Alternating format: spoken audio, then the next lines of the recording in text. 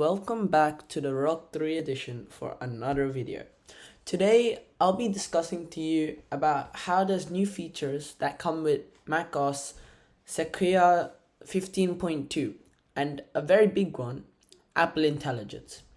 Some of the massive changes that I've noticed recently are, first of all, Siri, which has a completely new icon and it's much more follows on with what you said.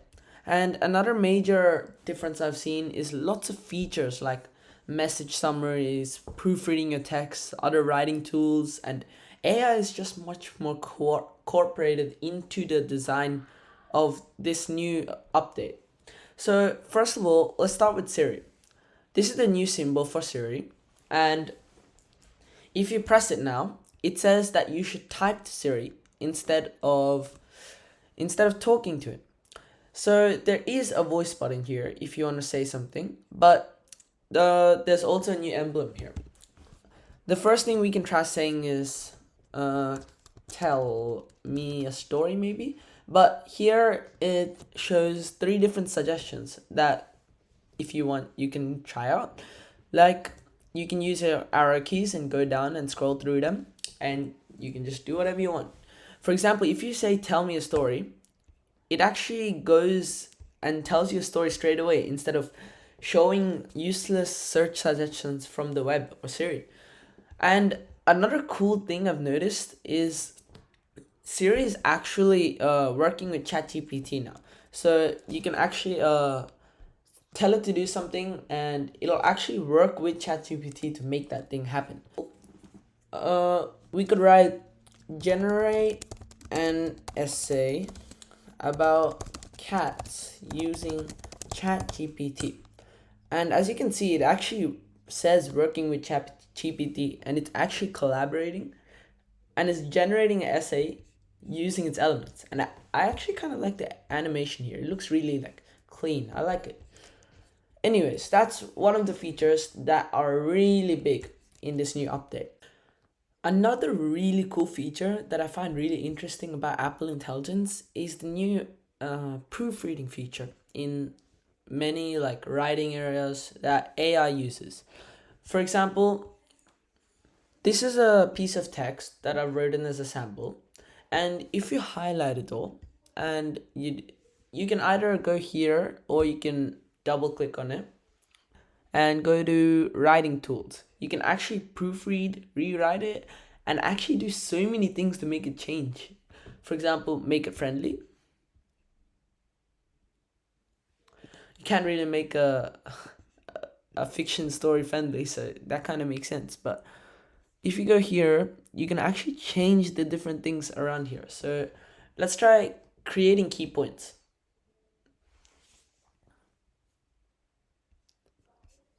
That is amazing, guys. I'm mind blown. Let's try proofreading it.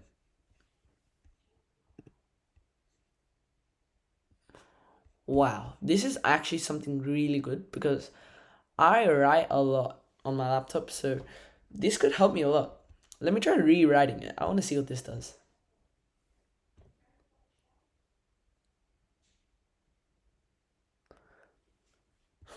That's actually very interesting.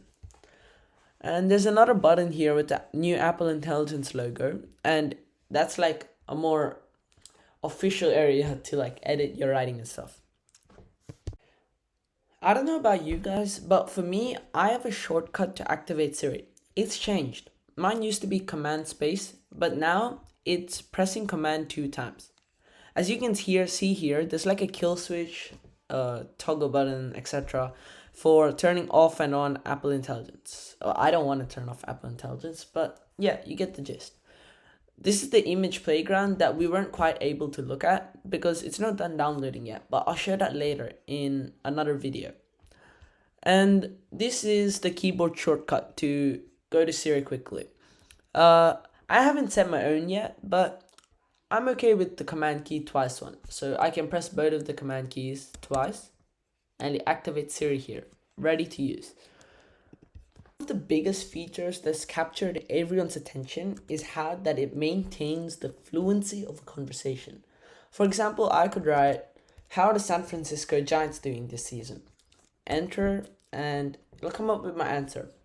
But then I'd write, when is their next game? I didn't have to write when is the San Francisco Giants next game. I just had to write when is their next game. This shows how much the fluency has improved. On top of that, I can write, add that to my calendar. And it goes straight away and done. It's added to my calendar. But obviously, I'm not going to that game, so I can remove that. So I can write, remove that from my calendar. And it'll go ahead and remove it straight away. It is such a handy feature in my opinion. In the past few updates, Safari has got major upgrades. Now in Safari, there's a really cool feature. There's reader mode, and there's also hide distracting items. On top of that, using Apple Intelligence, there's actually a summary that we can use to summarize all the items on one page. For example, if we search up cars and we go to, say, Wikipedia, and we want to see all of this information, but you want to read it quickly and see it concisely, you can go straight to Reader,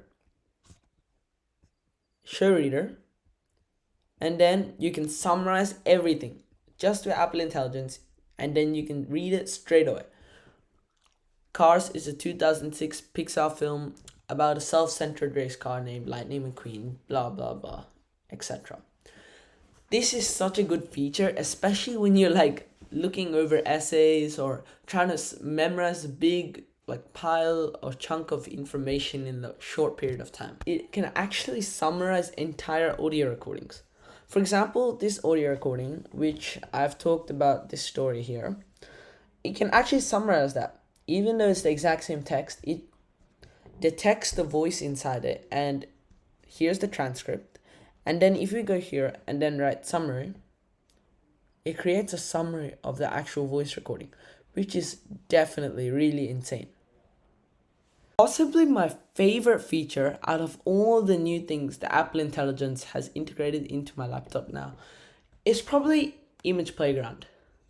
Image Playground has so many cool images that you can create using Apple Intelligence.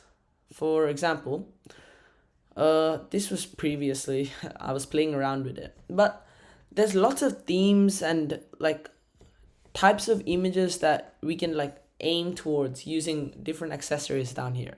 So let's say I want to create a scene of a race car driving. So let's do race car driver.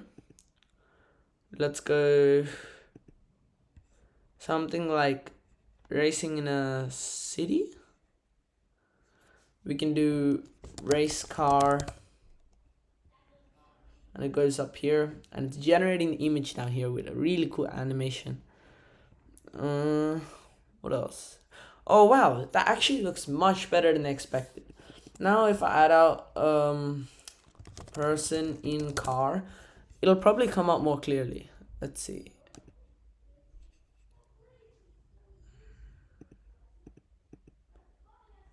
Oh, it's the same. Because when I write person in car, I have to choose the appearance, so a bit different. Let's see. Oh my god.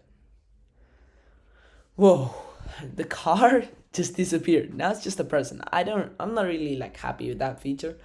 I guess it's pretty cool how they try creating a person, but I'm not really happy with that appearance. Okay. Although I must say he looks pretty good. Okay, so there's lots of different styles that we can go with here. Anyways, that's a really cool feature that I really enjoyed playing around with. So guys, that's it for today's video. Be sure to stick around because I'll be posting more stuff as time goes on, and I'll make sure to send videos on every single update that comes by if it intrigues me. That's it.